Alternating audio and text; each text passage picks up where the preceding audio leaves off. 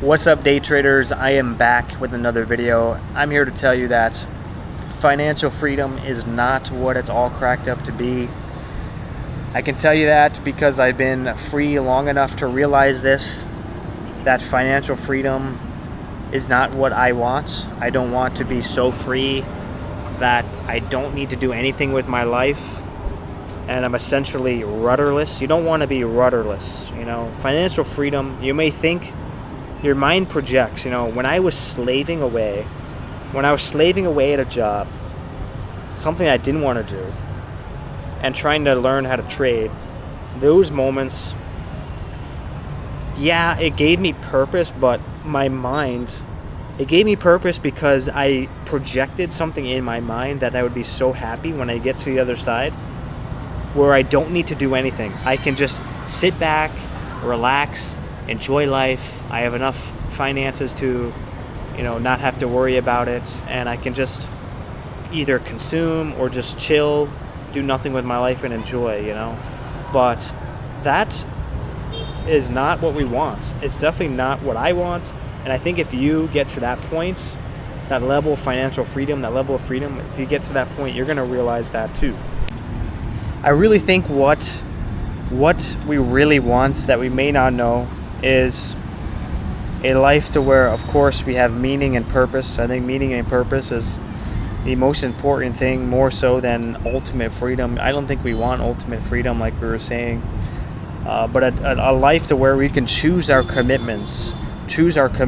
Not a life of no commitments, but a life where we can choose our commitments. Many people do not choose their commitments. The commitments just fall into their lap, or they're mindlessly strung along into commitments that they're not consciously making a decision for, and it completely ruins their life. But if you're awake enough and aware enough, that gives you an option to choose your commitments. And obviously having a little bit of savings in your bank, also gives you that financial leverage to where you can have the time to choose your commitments, to where you're not necessarily strapped to a job to where you have to grind every day and it takes up all your time. So having a little bit of savings definitely helps, but don't let the mind fool you into thinking that you want that ultimate freedom to where you can just finally chill and relax, because it may be great for a week, maybe great for 2 weeks, but I don't think you're going to be happy long term. I think what we're really after is that sense of purpose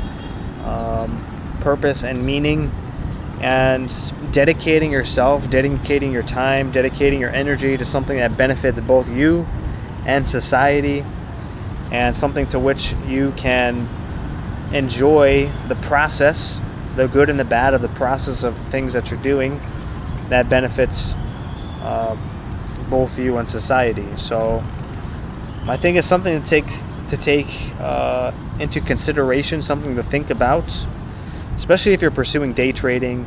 Pursuing day trading, your mind is fooling you into thinking once you get to become a profitable trader, or once you hit a certain metric of total profits, or you have a certain amount of savings in the bank, you can finally just chill, relax, and enjoy life. And that's where the fruit or the best part of life is. But to be honest with you, it is not. And you're going to find that spot, that projection of life where life can be like that, is not the most fulfilling. It is very empty, it's very boring.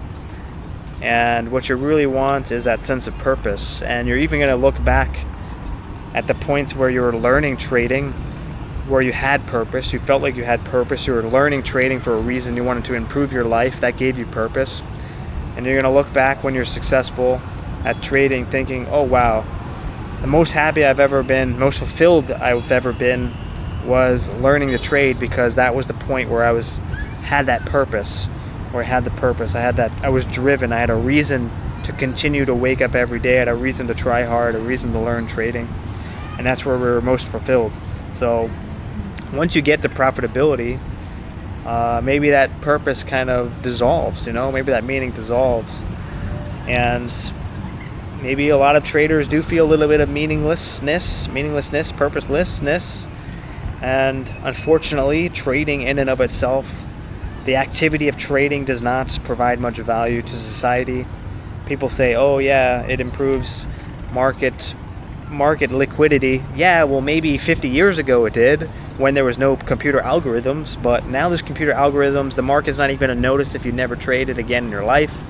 It won't matter if you continue to trade. The market will still be liquid without you, so you're really not providing any sort of value at trading to society, which is kind of sad. It's definitely a huge downside to trading, but there's still indirect. Your life could still have purpose to society.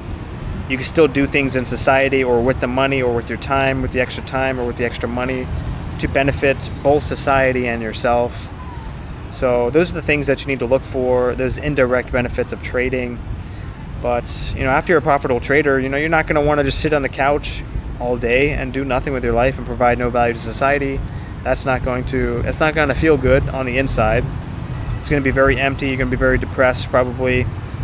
So that's my little rant on that, on financial freedom.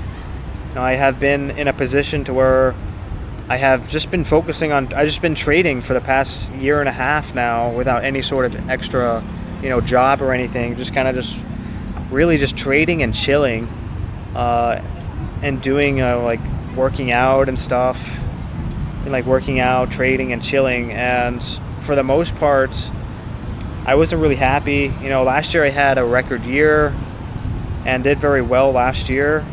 And I would say it's probably one of my most unhappiest years of my life. And I could tell you that ever since, I started to look at, life a little bit more broad, a little bit more out of the sphere of trading, my life has improved. Trying to, benefit society and improve my life simultaneously. There's avenues that you can take that will do that. And finding those things. Recently I started a YouTube channel of traveling, and a lot of the times I think like, wow, like this trading really gave me that opportunity to travel. Now I'm vlogging it. And I think about, wow, I'm going to these really remote places, and I'm injecting. It's like every time I do business with any of these street stalls out in the remote parts of the world, I'm like injecting money into their economy, into their small little village. More money is circulating the village, and their purchasing power goes up. That's beneficial to their community. That's how I think. There's a benefit to that. And also, I'm expressing myself on camera. I'm trying to spread joy to the world. More joy to the people who are watching me on the internet. The people who may feel like, oh, they can never do something like this, or they're not following their dreams, they're not following their passions. Maybe I'm inspiring them to do that. That's also benefiting society. I'm benefiting myself because, YouTube, we all know now, YouTube could be a great secondary source of income. So I'm benefiting myself that way. I'm also benefiting myself by giving myself an avenue to express myself. So ever since I took up that, my life has definitely improved. But the only way for that to happen was for me to kind of also mentally kind of be able to step away from trading. I still trade every day, but mentally, it's not my everything. It's not my everything. I'm not so fixated on it anymore, which is a good thing. But I still trade. I still trade. I still reap the rewards of a profitable trader. But the fulfillment ain't coming from that. The fulfillment is not coming from that. It's coming from the other things that I do that benefit both society and myself.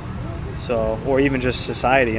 Some things I do just to try to benefit a society, even at the cost of myself, whether that be helping people in the community, doing things off camera. Really happens. I really believe the quote is you're the type of, who are you when no one's watching? Who are you when no one's watching? And would you do the things if you weren't get any credit for it?